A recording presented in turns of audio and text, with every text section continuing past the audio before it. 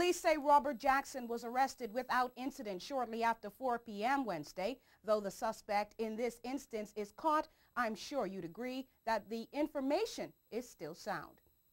The media was summoned to a press conference in Grand Turk as officials responded to allegations from within the prison about improprieties. WIV4 went to Grand Turk for the news. An article in the weekly newspaper and subsequent questions to authorities inspired officials to, on Tuesday, tour Her Majesty's prison in Grand Turk to see if any of the allegations published were true. The article, headlined "Prison of Shame" and written by Gemma Handy, states that prisoners, their relatives, and even a prison warden told them of the harrowing tales of sexual assaults, denial of food and water, beatings, denial of medical care, and overcrowding. The governor, the premier, the minister for national security, the minister for health, and the acting prison superintendent were all there. And while the media was not allowed in, this crew was. We take the allegations of abuse at the prison extremely seriously. And as soon as I was made aware of the allegations that have been published recently in the weekly news, I asked the police commissioner to launch an immediate police investigation. That investigation will be thorough and comprehensive. A preliminary report which the Commissioner gave me yesterday indicates that the police have so far interviewed 11 inmates.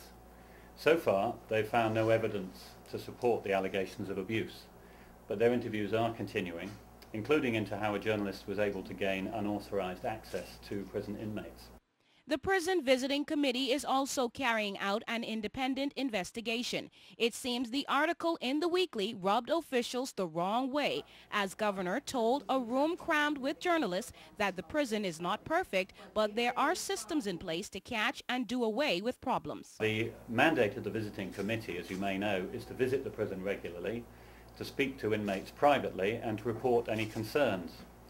Contrary to the newspaper allegations, all members of the committee are fully aware of their rights and responsibilities, and all have full, unshielded and unfettered access to all areas of the prison.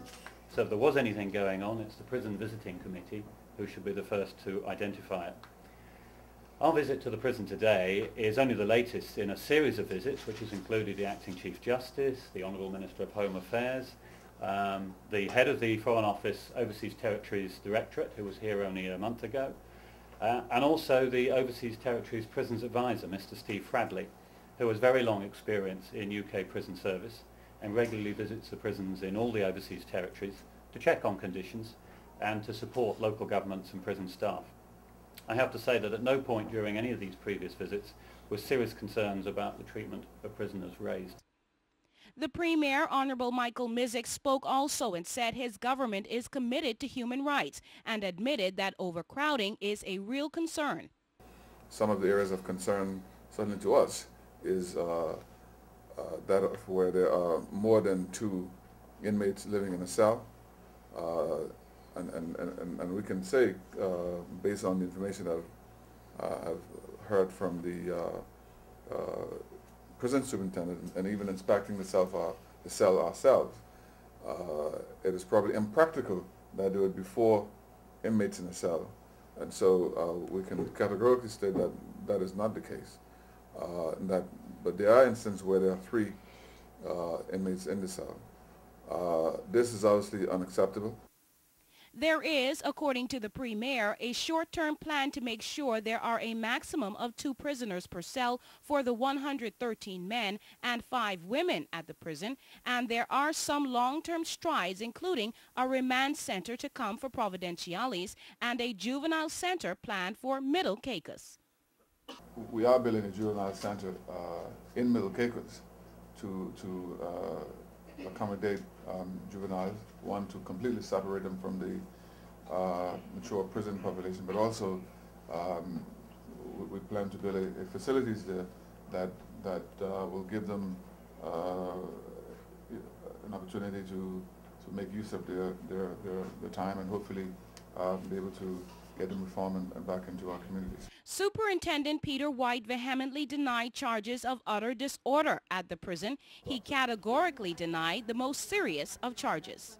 There was mention of allegation of abuse of prisoners within the prison. Any allegation of abuse that comes to my attention is referred to the police for investigation. any allegation. There was one against a member of staff late last year, made by a female inmate, and it was referred to the police. It was thoroughly investigated by the police and officers from the Attorney General office, and they have declared that the officer in question has no case to answer. Now, somebody may not be happy about that, but I'm telling you that's what is being done. Officials also talked about rehabilitation. They talked about training, and they talked about the crackdown on drugs, alcohol, weapons, and cell phones. In fact, WIV4 was informed that cable and wireless mobile phones cannot work at the prison, and very, very soon, Digicel cell phones won't be able to work either. More from the prison press conference Thursday.